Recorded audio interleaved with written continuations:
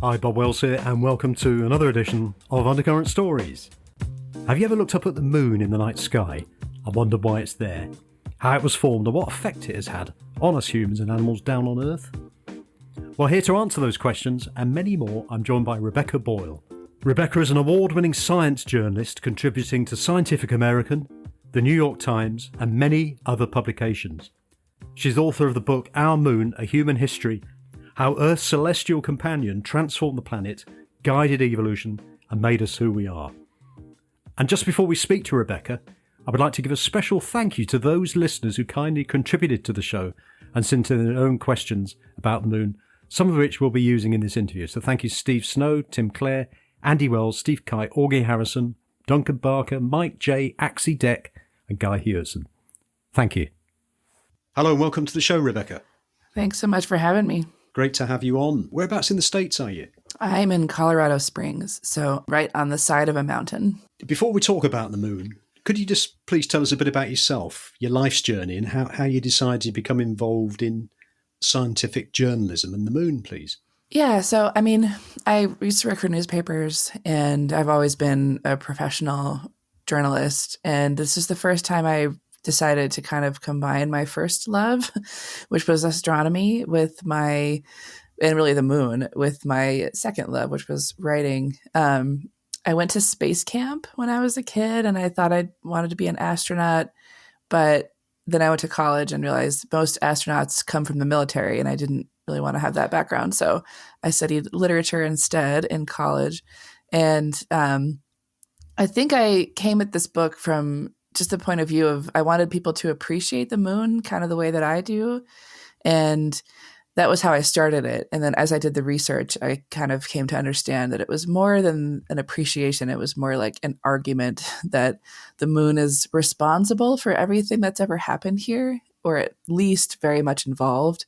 And so that's sort of the way the book turned out, was that it's more than an appreciation, I think, at this point. Yeah, and the book came out in the UK last week. And what I noticed on some of the reviews and some of the stuff that I've read is it's a science book, but it's also, a book about human history. I don't know if you've got a copy handy, but I love the poetry in it. Well, when I say the poetry, the actual writing that you do. Is there any chance that you could just read a paragraph just to give listeners an opportunity to hear what Sure. the type of writing that it is? Thank you.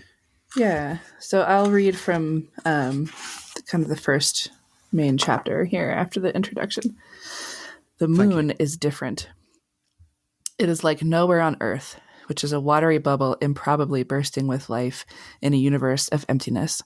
The moon is barren and has been throughout the 4.5 billion year eternity of its companionship with this planet. The moon is silent. It plays host to no cricket chorus, coyote calls, or night wind sailing through pines. It is dry, at least on the outside. There are no waves lapping on shores, no soft rains, no snow. It is a crater-pocked wasteland that smells of doused firecrackers. The moon is scorching hot during its long day and freezing cold during its long night.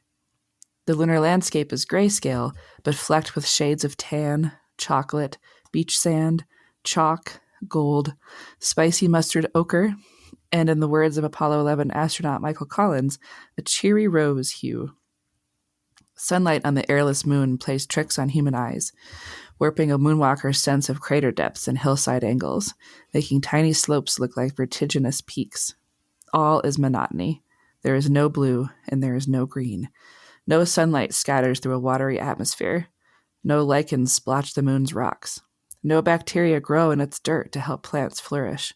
Certainly there are no birds overhead, ants underfoot, or any other kind of animal anywhere. On the moon there is nothing and no one. Until the Apollo landings, no creatures ever looked up at the moon's black sky and wondered about their place in it all. No one ever stared up at the crescent Earth and thought about visiting. There is no culture except the one we brought. The moon says nothing for itself, but it says plenty about us. We project our dreams and our fervor onto its mottled surface, and it serves as a mirror, both figuratively and literally.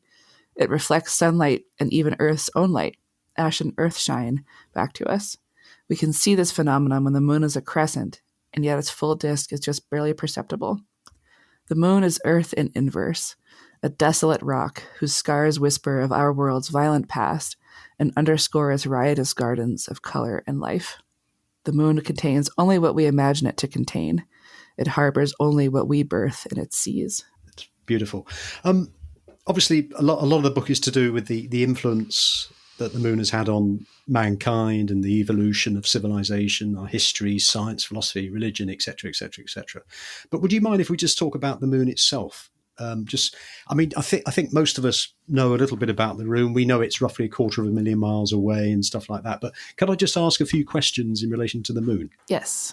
How was the moon formed? So this is one of my favorite stories in the book because we don't actually really know, which I think is crazy. I mean, that sort of blows my mind. Like, it's the moon. Shouldn't we know how it arrived here and how it was made? And we have the basic outlines of that story. And, we know a few things had to have happened for it to end up in the moon and the earth that we have now. But we don't know exactly what went down. So we think that something the size of Mars probably hit the early Earth, early in its history, like maybe 500 million years after Earth was formed, if that. And both planets were completely destroyed. So there wouldn't be any evidence of this in like a crater, because there would be no crater. There would be nothing left but dust. And somehow both of these planets recombined and recoalesced into the moon and the Earth that we have now. But we don't know exactly the particulars of this because it was such a violent event. It's so unique in the solar system. There's nothing else like this anywhere else that we found. And so we don't really understand how it all happened. We don't know what led the moon to combine sort of farther away from Earth. Why didn't it just result in one big planet? Why didn't it result in maybe one planet and a whole bunch of moons? We don't actually know. But something very violent had to happen to result in the two paired worlds that we have now. Okay, so they at one point they were attached. So the moon has sort of come from Earth in some way. Yes, I mean, so it was more like they were two separate things, and the separate thing is called Theia, this impactor that hits the Earth early on. Both Theia and Earth are totally obliterated. And somehow combine, again, the dust and their remains coalesce into these two worlds, but they're the same material. So this is one thing that we learned from Apollo. Initially, it looked like the rocks that came back from the moon were very different from Earth rocks, and they look different. They have a very different color. They look very jagged. They're rocky. They're crystalline. They're sort of, blocky, where most Earth rocks are this weathered, kind of softened around the edges. Nothing like the moon is like that. And we thought they were kind of different. But then in the early 2000s, scientists looked at the Apollo rocks again with just better instruments and more updated technology. And they realized that chemically, like down to the level of the atoms in the rocks, the moon and the Earth are almost identical, which doesn't make that much sense because if the moon is the remains of Theia, this impactor, it should look different from Earth. We know things that form around the sun form in different ways and form in different times because of how they cool down. Like, this is just sort of basic chemistry, the way things condense from a hot gas. So the rocks that are on Mars, you can tell, are very different from the rocks on Earth. You can look at a Mars rock and know immediately it's from Mars versus from Earth. But the moon does not do that. The moon looks very similar. So very special things would have had to happen for Earth and the moon to form from the same stuff at the same time and the same place. And that's why we have this idea that whatever giant impact happened, didn't just like calve Earth away the way that a glacier calves into an iceberg. It was more complete than that. And the two worlds that we have now sort of were fundamentally remade in that process. You mentioned there about similar rocks to Earth. I mean, I immediately think of rocks like granite, limestone. Are they those sort of rocks on the moon, or are they totally different?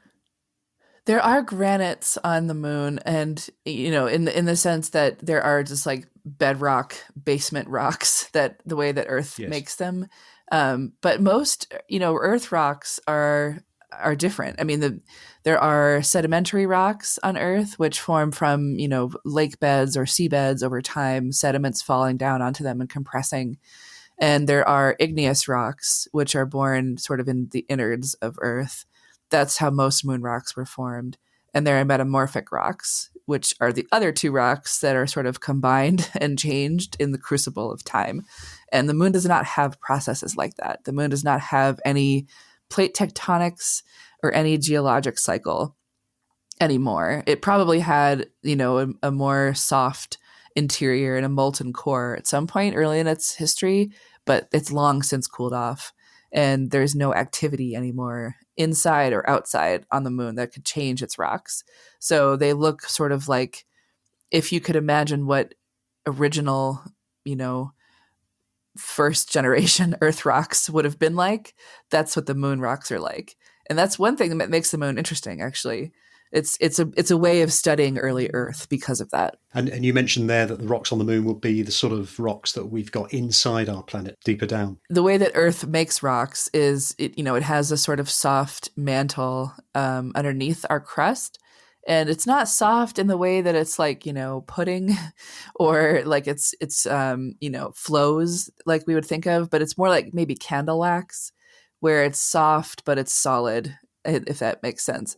And yes, that sort of does flow. And over, eons that are impossible for humans to really fully grasp, these rocks are sort of forged into solid material, and Earth brings them to the surface through its plate tectonics, which no other planet has. It's one of the things that makes Earth very unique. And there's a very small but not insignificant chance that the moon is related to that process, actually. This is the thing that sort of keeps Earth alive. It's what gives us volcanoes and mountains and, the continents and the way that they move around and change their shape over time. All of those processes lead to the Earth rocks that we would recognize, but none of the moon rocks are made in that sort of way. So it's very different. One of the things that's has always intrigued me, and I've never really had a proper answer, I've got my own ideas for it, is the way, we talk about Earth and the planets and the moon being spherical. I know they're not totally, mathematically exactly that, but they are basically spheres. What if Earth and the moon were formed out of this sort of, I'll use the word Big Bang, but I know it's not the Big Bang, but a collision. How have they Big become Bang rounded? How have they become rounded and spherical? So this is like just a fundamental concept of planetary science, that something with enough self-gravitation. I like fundamentals, Rebecca. I do like fundamentals. Yeah, okay. But yeah, so this is like a kind of a bedrock principle that something that has enough gravity will self-condense into a sphere, which is kind of the most, it was considered the most perfect shape by even the ancient Greeks. Aristotle thought of the spheres as perfect shapes, because they're round, which is a sort of a perfect ideal form, but also their gravity pulls on themselves inwardly from all directions at the same time and in the same strength. And so ultimately that just sort of, imagine it kind of collapsing into a ball, and at some point it's condensed enough and it's so dense that there's nowhere else for it to go. And it sort of just is a hole. And a hole, in meaning WHOLE, like it's a contained sphere. And that's just sort of a principle that of things that are this size. And so this is actually a thing that is still under debate among astronomers about whether Pluto is a planet. The small, ninth world beyond the sun was demoted from planet status about almost 20 years ago now, because it's not quite round and it doesn't orbit in the same way that other planets orbit the sun. And, one of the main characteristics of a planetary body is roundness and its ability to sort of clear its neighborhood of other debris, other crumbs. And the moon and the Earth have done that. So the moon is, Pluto is not any bigger than the moon. The moon is actually huge relative to Earth, which is another really interesting feature of it. And no other planet has a moon like this. There are plenty of mooned planets. Jupiter has like 80. We just found a new one, I think, a few months ago. So maybe 81 now at Jupiter. And Saturn and Uranus and Neptune all have lots of moons, but they're really tiny compared to their host planets. They're like little crumbs. our moon is 1/4 the width of Earth. It's really, really large relative to the planet.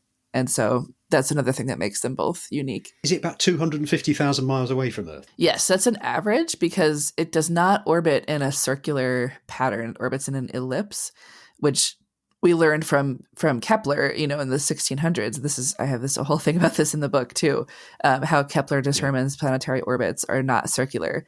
This is the phenomenon that gives us a supermoon when it's closer in that orbit than normal. And so the average distance is 238,000 miles, but sometimes it's 224 or 241 maybe. That sort of give or take a few thousand miles. It draws closer and draws further away through its month. And is it fairly settled where it is, or is it coming nearer, or is it going further away in time? What's it doing? It is moving further away. Yeah, this is, I'm sorry to report that the moon is leaving us. It has always been leaving us, and it always will be. It's tied to Earth through the gravitational attraction of both worlds. And it's actually really complicated tidal physics that I don't claim to totally understand because the equations are kind of beyond my my scale. But yeah, the moon is leaving. It is, and this is something we've measured actually on the Apollo missions. They brought some essentially mirrors and they left them on the moon.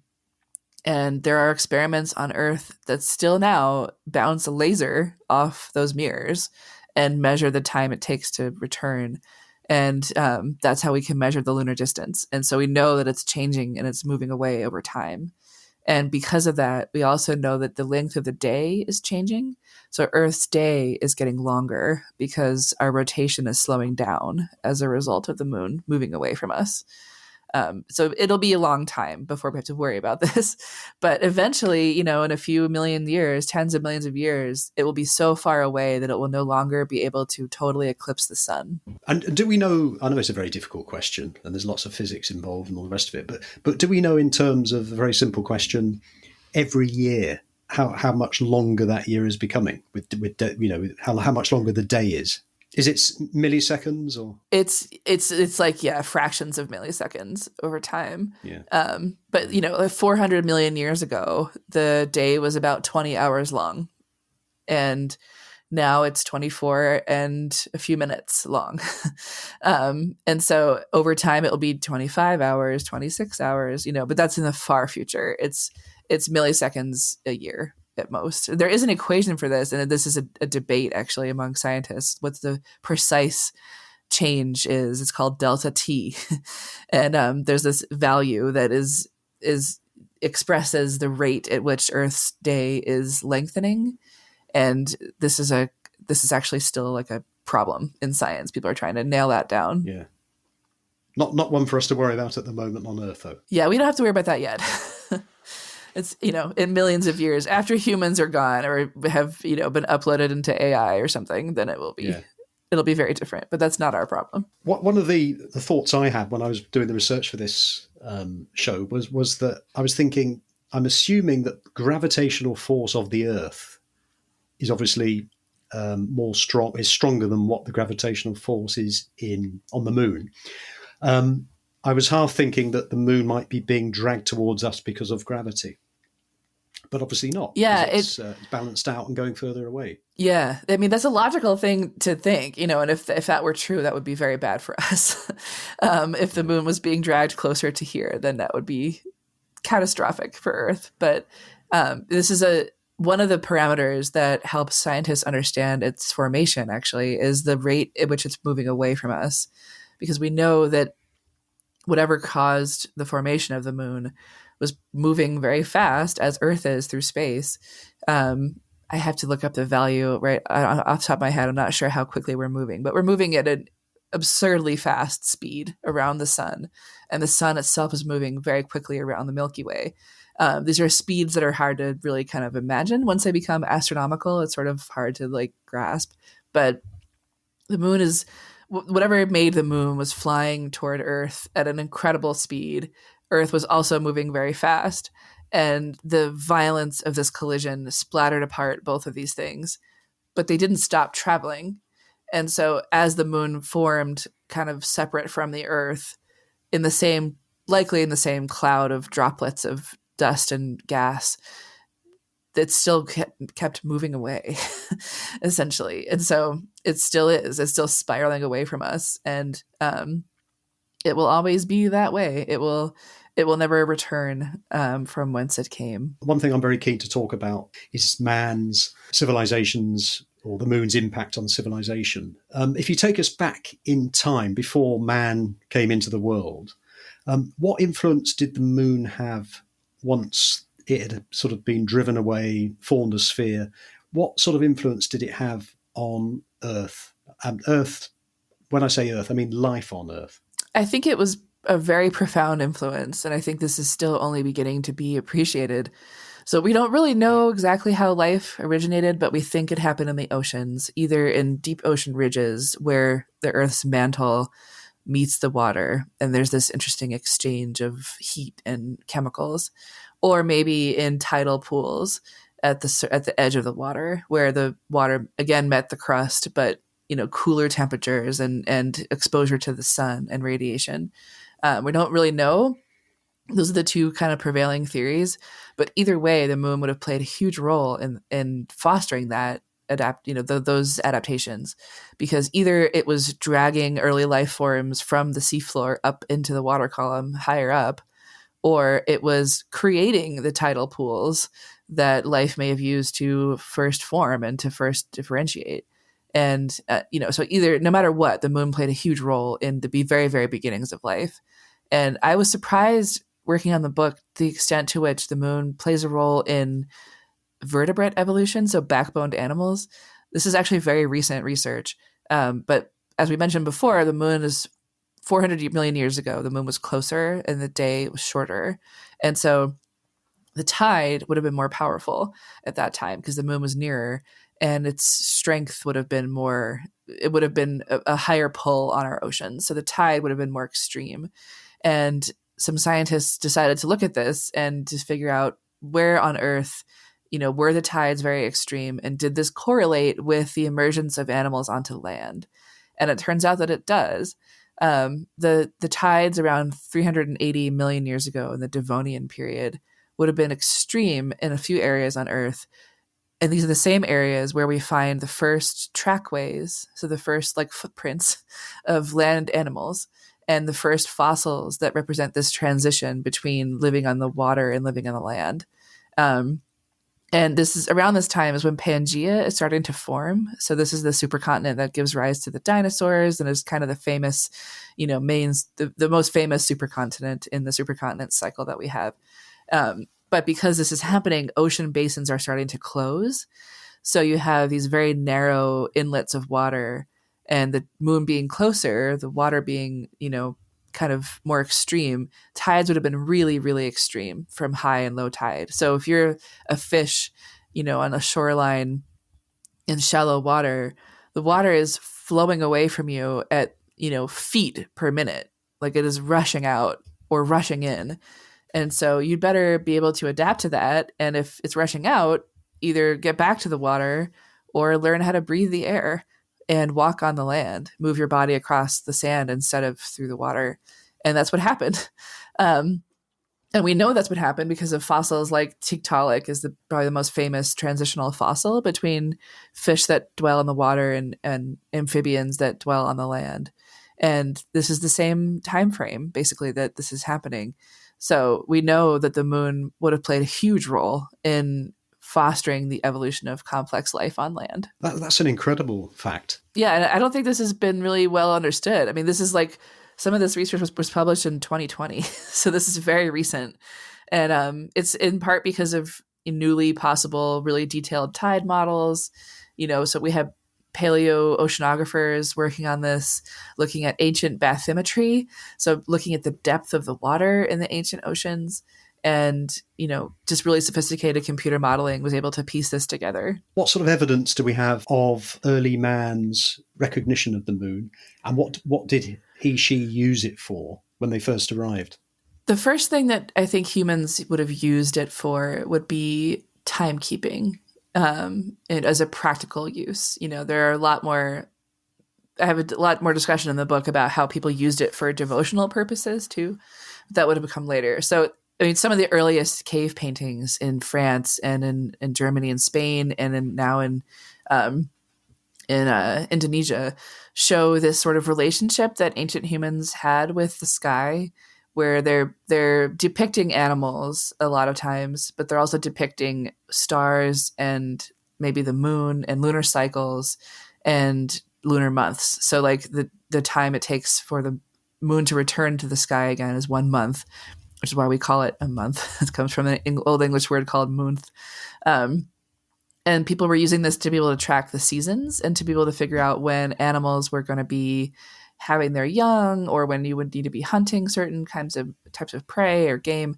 And I think this early on, like 30,000 years ago in early human, like modern human history, you see this connection to the moon as a way of telling time and kind of orienting ourselves in time.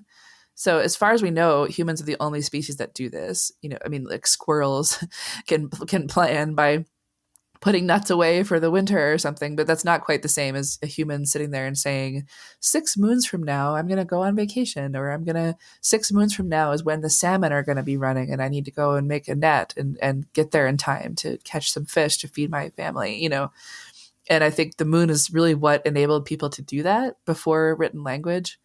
And it sort of gives us this sense of ourselves in time and space in a way that nothing else can. The sun comes and goes every day, and we can track the solstices throughout the year, and we can track the seasons. You know, when the trees are starting to put leaves out in the spring, it's time to maybe be able to find young animals to hunt, you know, and there's kind of basic seasonal information that people can use, which is obvious.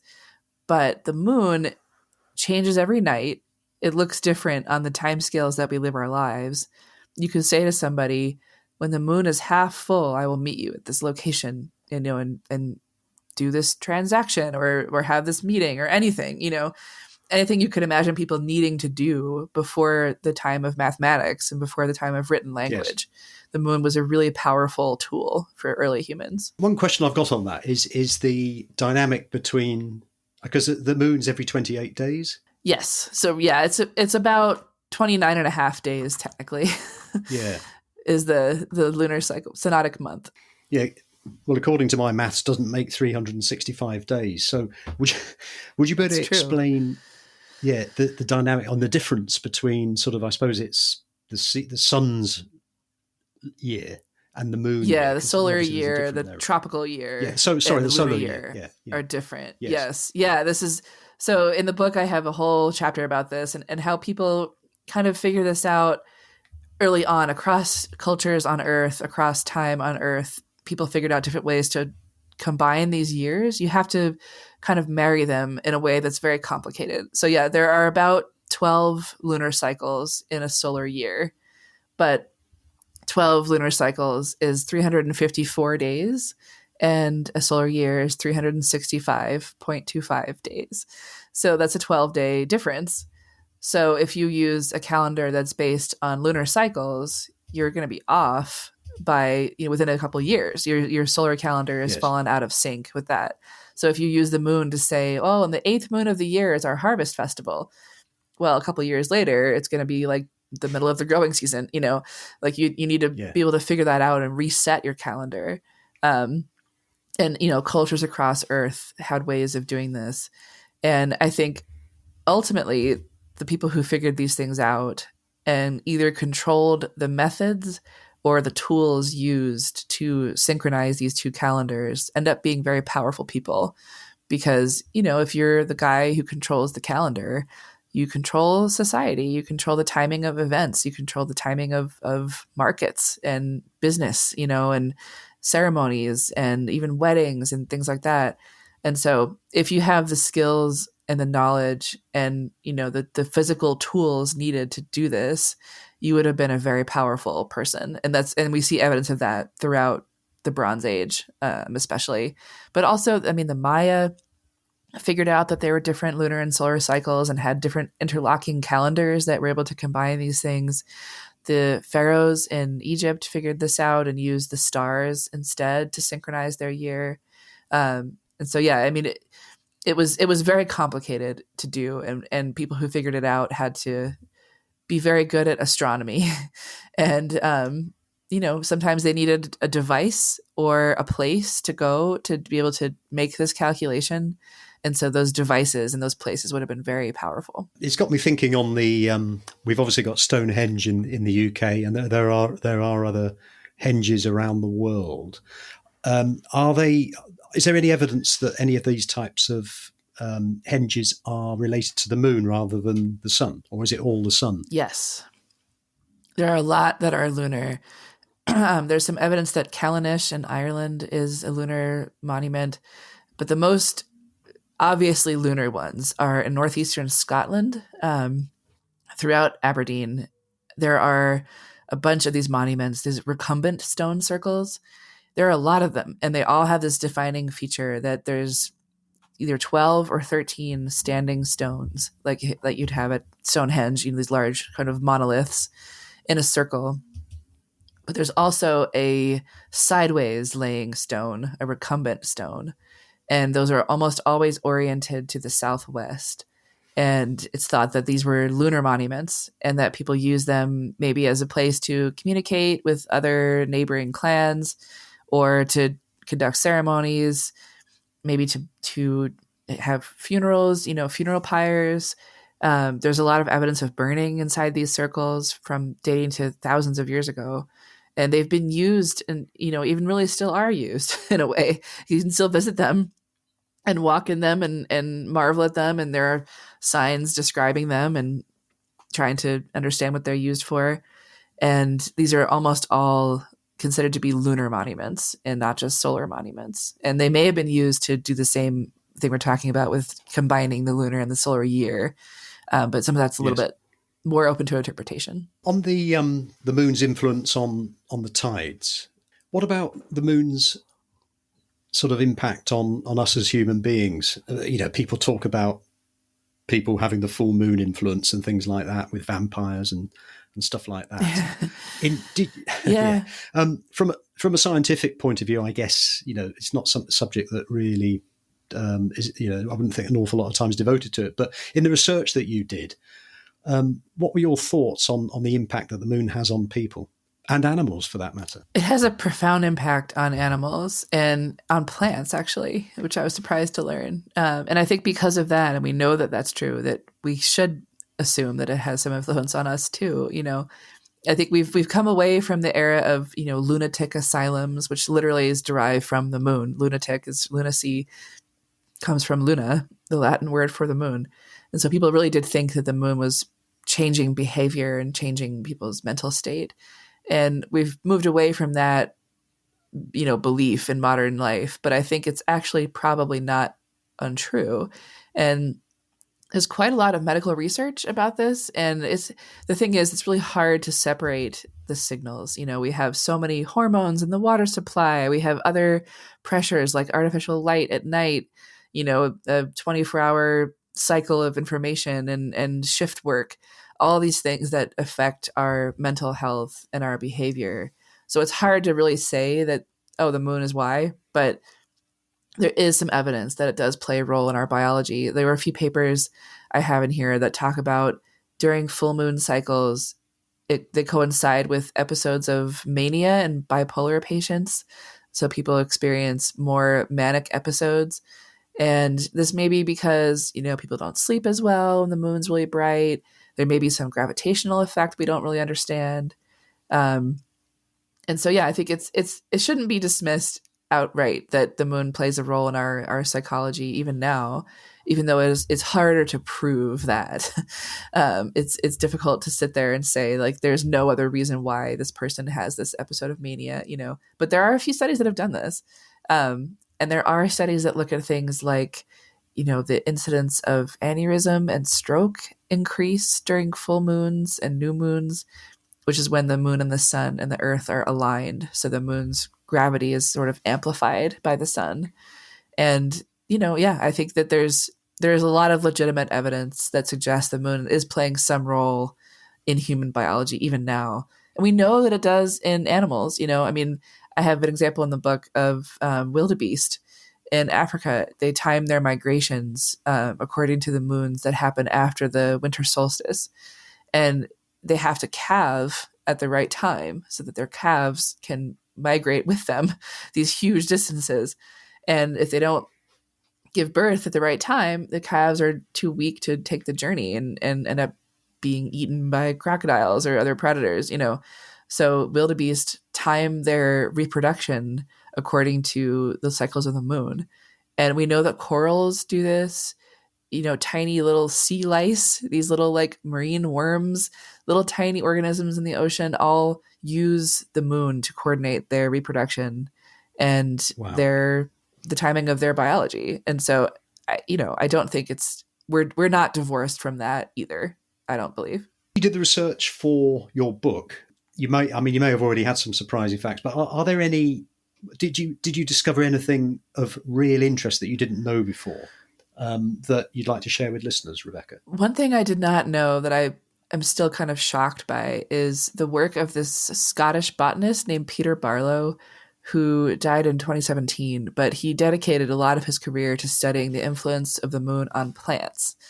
And he published, a dozen studies looking at all these different effects that the moon has on things like leaf growth, the way that leaves of plants emerge and the direction that they turn is influenced by the moon's gravity. The way they put down roots is influenced by the moon. He even was able to get an experiment on the space station before he died. And he didn't go, but the astronauts on the space station did an experiment where they measured the root movements and the leaf movements of seedlings over time, like using time-lapse cameras. And the effect was the same in space. So even in microgravity, the plants knew where the moon was, essentially. Wow. Which I found shocking. I've never heard that before. And it sounds like kind of, almost silly, like new agey, like biodynamic growth, which you sort of hear about in some wineries in California is becoming more of a thing. But it sounds like it's actually legitimate. And, there was a whole body of research about this that was this one scientist's sort of lifelong project. And I was blown away by the level of detail and the level of influence he was able to find that the moon has on plants. One question I've got to do with the moon and Earth. Could we live without, if the moon suddenly went away a lot quicker than what you'd said earlier on, could we, how long, or could we live without it for a long period of time, or how long would it take for us not to be able to exist, do you think?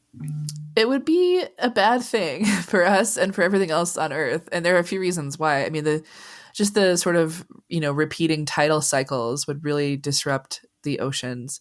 The sun has some influence on the tide, so it wouldn't be like the oceans were just flat and still forever, but the tide would be way, way weaker. And that would be very interesting for the, marine life that relies on the tide. Things like corals, like we were talking about, who literally time their mating according to full moons. What would be their signal anymore? We don't know. But more broadly, the moon is sort of a guardian of Earth in certain ways. So its gravity and its proximity keeps Earth's rotational axis fairly stable over time. And that keeps our climate fairly stable over time. And I think if we didn't have the moon, Earth's axis could tilt quite a lot. And we know this because this is what happens on other planets. So Mars, for instance, has this really wild wobble of its axis. So sometimes, right now, actually, Mars has roughly the same axial tilt as Earth. So it's about 23.5 degrees. And that's what gives us here and on Mars the seasons. But over time, Mars sometimes is pointed, 40 degrees on its axis. So imagine Jupiter gravitationally sort of elbowing it, knocking it over. That would happen here too. And if you had Earth's axis tilted at 40 degrees, imagine what that would do to the ice caps at the poles. The sun would be suddenly shining the way it does near to the tropical latitudes. And all of a sudden you'd have a lot of melting ice and rising sea levels and huge disruptions to our climate. And so I think if we didn't have the moon, Earth would be a very different planet in a lot of ways. So the moon's been very good to us over time, hasn't it? Yes, we are lucky to have it. We should care. Yeah, well, we should care for the moon, which is sort of segue into the next few questions I'd like to ask about humans and the moon going forward. I mean, it's been. I remember actually watching the I was quite young, but the 1969 moon landing in the UK. I think it was probably 2 or 3 in the morning, and it was quite fantastic. Yeah. But we're talking a long time ago now. Why do you think it? Why is it that we haven't been back? I think there's a few reasons, and I think one is sort of the fundamental fact that we did it. It's no longer a first, and we've transcended that barrier, and it's a barrier that had existed for all of human history, and it was knocked down. We walked on the moon, we saw ourselves from afar for the first time, and it can't be that profound again. That's sort of the first and only time that change could happen. But I also think it's difficult to do. And I think people sometimes take it for granted, in part because of science fiction. Like we get used to this concept of time traveling through planets and galaxies, but it's actually impossible. And even leaving Earth at all is still very hard. And we did it a long time ago for the first time, but the physics hasn't changed. It's still difficult, and it's just complicated to do, and it's very expensive. I think also there's the geopolitics behind it. We went to the moon because of the space race with Russia, and that's sort of that version of the Cold War, I guess, is no more. And so we don't really have the geopolitical motivation that we had in the 60s. And that being the reason for the big expenditure. So I think that's another thing. We don't have a reason to go that's to prove that we can do it, to beat somebody else there. But we are starting to have efforts to get back. And I think it's probably going to happen pretty soon. NASA has Artemis program, which is the sister of Apollo in Greek mythology. And the goal is to land the first woman on the moon. And now the target date is September of 2026 is the next human landing. It's not, wow. And I think that will probably change. That date's probably nearer in the future than is realistic. But I do think it will happen by the end of this decade. And I think, NASA will not be the only ones. I think China is very interested in landing taikonauts up there. India landed a rover for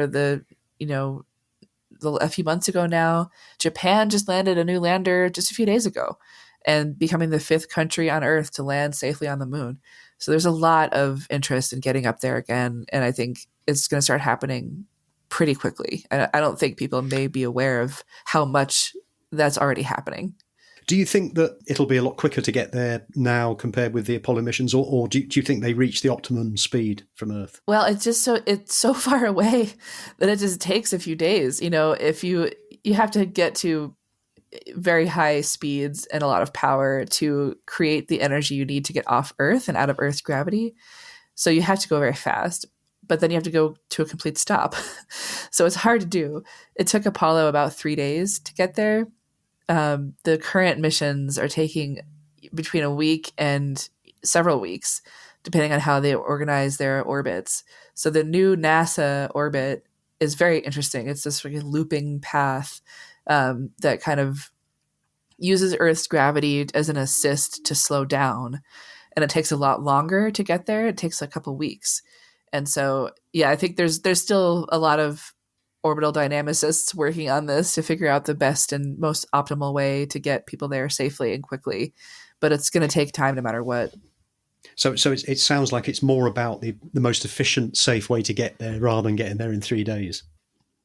Yeah. I mean, Apollo got there in 3 days because it was more of a straight shot. Still not quite a straight shot. There was they had to use Earth's gravity as a slingshot to kind of get them to a faster speed. And then they enter lunar orbit and have the moon's gravity kind of capture them and slow them down. And it took a few days to do all of that. Now it's more like, can we use Earth's gravity to slingshot us in between the Earth and the moon? There's eventually going to be a space station NASA is designing called the Gateway, which will be in cislunar space, so between here and the moon, where astronauts could, fly off Earth, go to this space station as a sort of middle stopping ground, and then land on the moon, go back to the space station. So yeah, I think it's more about designing like what's the most efficient way and maybe the safest way to get people there. Talking to one of my friends about this interview, and he said to me, "Do you think more?" He wanted me to ask you, "Do you think more astronauts have been there than we know about? I.e., have there been any secret missions? Do you think?" I don't think so, in part because it would be very hard to launch a powerful enough rocket without someone noticing.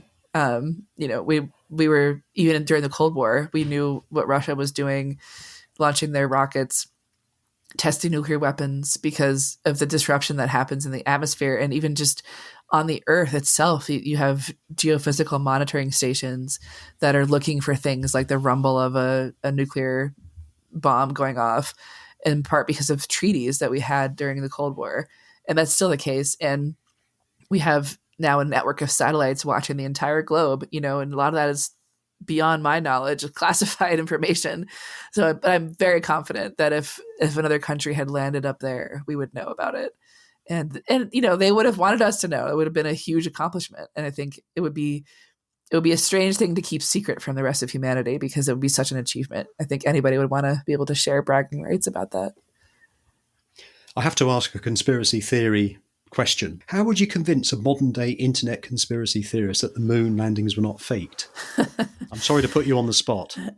No, I mean, it's funny because, I think this is a function of this sort of era of disinformation that we live in right now, where people don't trust authority.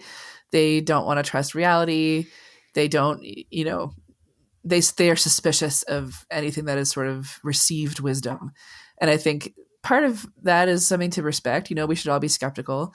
But I mean, doubting an event as momentous as this, I don't think serves much purpose. But I will say that I have a little bit of empathy for it because it is such a strange thing that we did. I think if you really step back for a minute and just think about Apollo, what a weird decision. We're just going to go up there and walk around because we can, and we want to show that we can. We want to prove to some other guy that we can. It's kind of strange. It's a really fundamentally odd thing to have done, to send these young men up there on a exploding chemical rocket and to have them hit golf balls.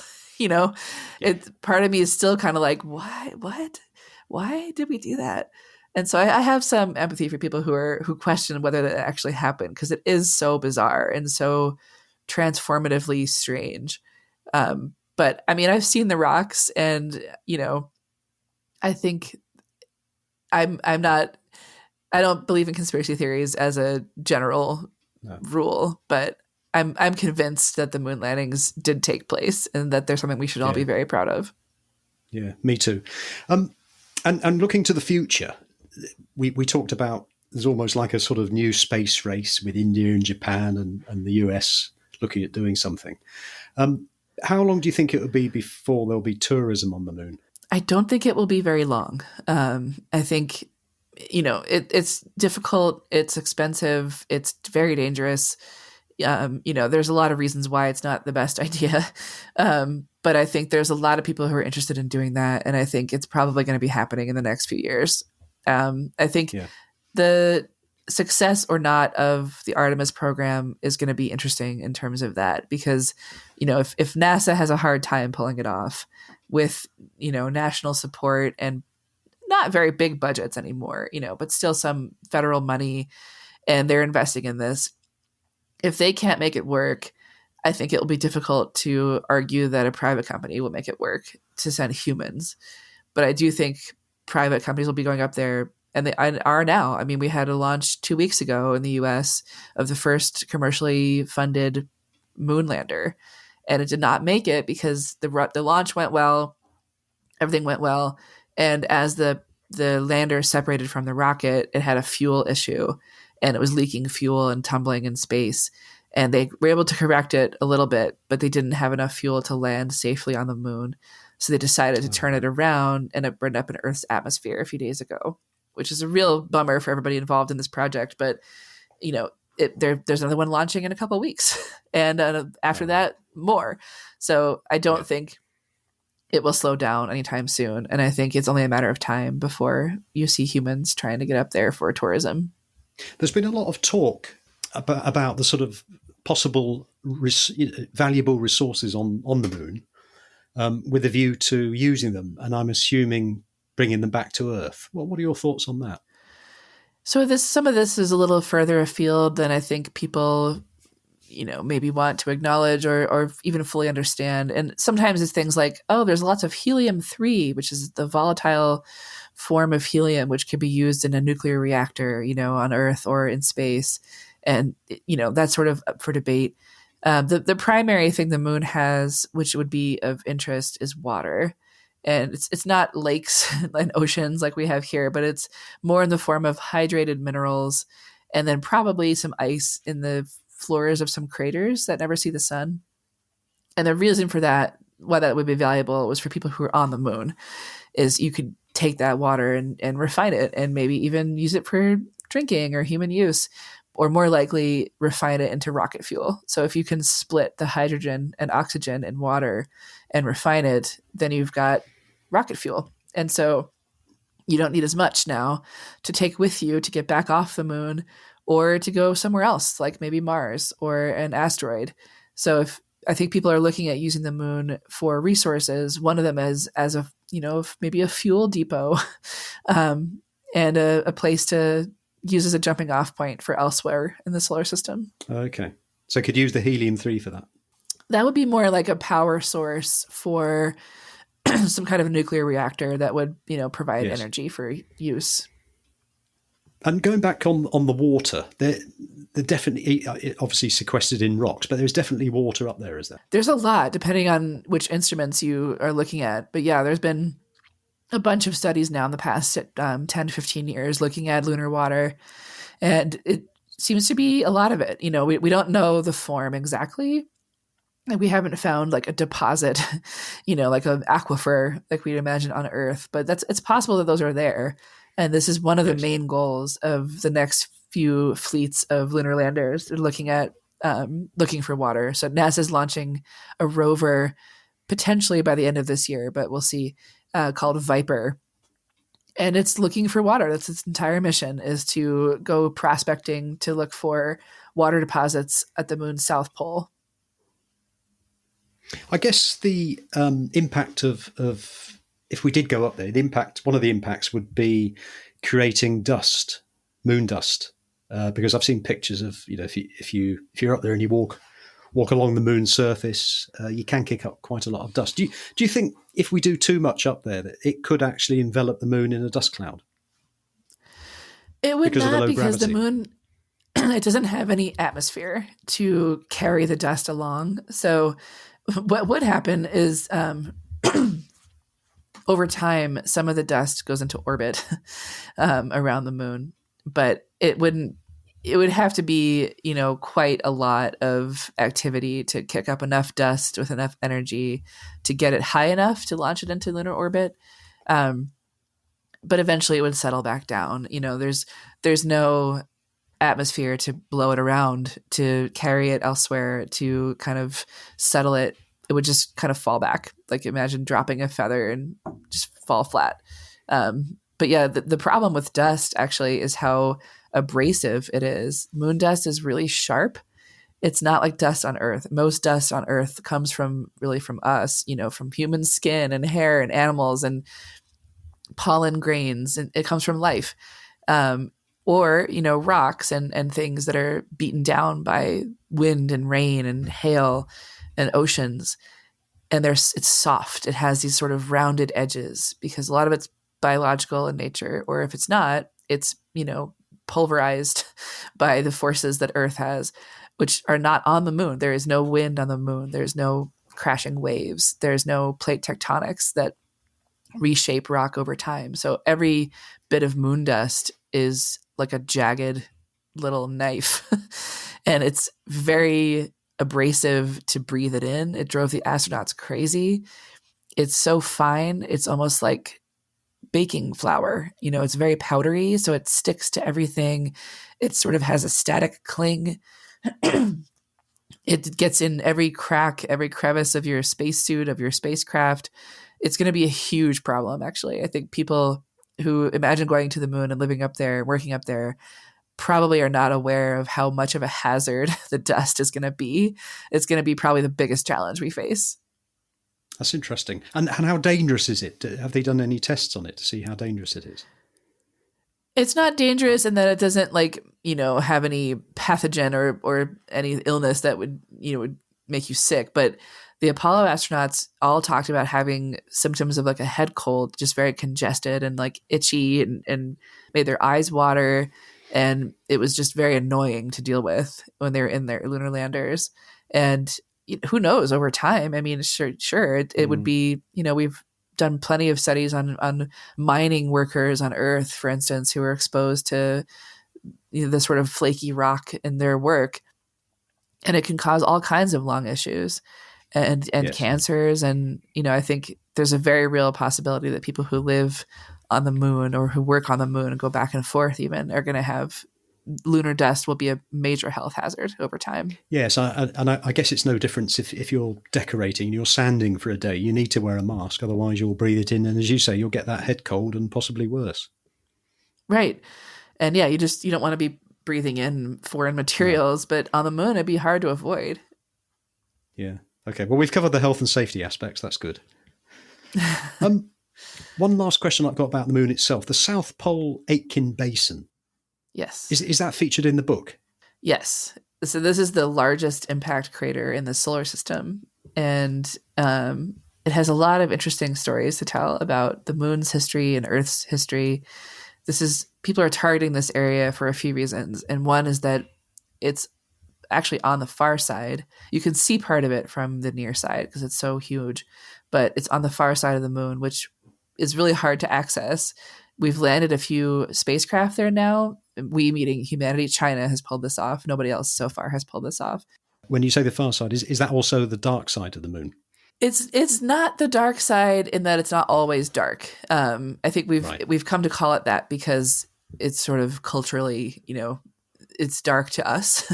We can't see it, but it is illuminated. It is sunlit for part of the lunar month. As the moon goes around the Earth, the sun will shine on the dark side, on the far side. But yeah, it's the dark side in that we can't ever see it. The first time we ever saw it was in the 1960s when a spacecraft went around it for the first time. But it is interesting too. It is a different place geologically than the near side that we see all the time. And we're not really sure why that is. This is one reason why people want to go to South Pole Aitken Basin and get some samples. And it has some permanently shadowed craters as well as peaks of eternal light because of the angle of the sun. So it is the South Pole and the moon is on its axis as Earth is. So it does experience somewhat of seasonal change. And in the South Pole of the moon, the angle of sunlight is so oblique that it doesn't shine fully ever. So there are craters in the South Pole Aitken Basin area that have never seen the sun. And those are good places to look for things like primordial water and who knows what else. Going back to the impact, was that a massive meteorite or something? Yes. And this is another interesting story from Apollo is that, look at the moon. I mean, there's covered in craters. It's, there are so many that it's hard to even count. And we thought those were all primordial. But in the recent years, we've had some lunar orbiters that are up there taking pictures all the time. Lunar Reconnaissance Orbiter is one of these. It's an American spacecraft that has a great camera, and it just photographs the moon all the time and just takes beautiful photos. And scientists looking at some of the new images have been finding new craters. And so we have to assume that these are little meteors that are hitting the moon. And we have them hit us too, but they burn up in our atmosphere. So we don't know about all of them. But the moon has no atmosphere to protect itself. So it just splats onto the surface. Yeah. And one of the things that we thought for a long time was that the moon and the Earth were battered within an inch of their life, about 1 billion years after their formation. And this is called the late heavy bombardment.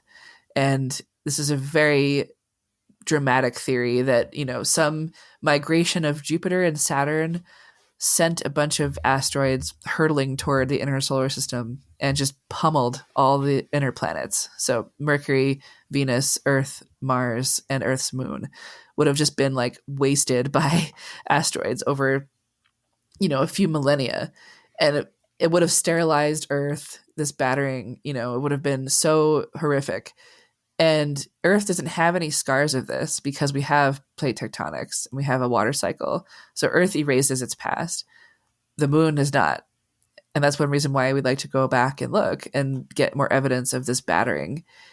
It sounds like it may not have happened. We're not sure, but it's falling out of favor because there's a theory that some of these really huge titanic impacts like South Polacan Basin and another one called Imbrium, on the near side of the moon were so horrific that it looks like the whole moon was melted and like knocked about, but it was actually probably just one impact that we sampled during Apollo. And so as the moon is sort of confusing us about its own history. And that's another reason to go and get more samples. Wow. I mean, we've been an hour talking now, Rebecca. It's been fantastic. There's so many more questions that I'd like to ask. But I think I'll have to wait for the book. And any listeners who've enjoyed the conversation, I'm sure will take a great interest in the book. If there's any listeners out there who are, shall we say, budding journalists or budding science journalists, with the experience that you've had, what advice would you give them? I think my best advice for anybody is to try to write about what you want to know. It's sort of this adage in writing, write what you know. And I think that's so limiting. If we only write what we know, we only write from our own experience. I think writing what you want to know is a great way to build empathy and to understand people differently and understand them better. Understand new concepts better, because if you want to write about them, you really need to understand them. And so writing what you want to know is a great way to get an education on something. Oh, that's fantastic advice. And I can see that obviously that's what you did when you wrote this book, and you've become somewhat of an expert on it now. I hope so. Where can people find out more about your work, Rebecca? If you go to, you can Google me. I have a website, RebeccaBoyle.com. I write for Scientific American magazine, The Atlantic, Quanta magazine, and I'm on Instagram by Rebecca Boyle. Fantastic. Well, Rebecca, this has been a really great conversation. It's been interesting to learn more about the moon and discover how it has shaped our world and mankind since the dawn of civilization. I'll never look at the moon in the same way again. I'm glad. My guest today has been Rebecca Boyle. Rebecca is author of the book Our Moon, A Human History, and you can find links to the book and Rebecca's website in the show notes. Thank you for coming on the show, Rebecca. Thanks so much for having me. This was fun. I hope you enjoyed today's show. And please can I ask a favour? In fact, just 3 little favours. Honestly, it'll take just a few minutes. Firstly, if you think some of your friends and family will enjoy the episode, please share the link with them. Secondly, visit our website, undercurrentstories.com, and sign up for our newsletter. And lastly, please leave a review for the show on Spotify or Apple or on whatever platform you use. Really appreciate this. It helps the show grow by spreading the word, and we look forward to bringing you more Undercurrent stories. Thank you and take care.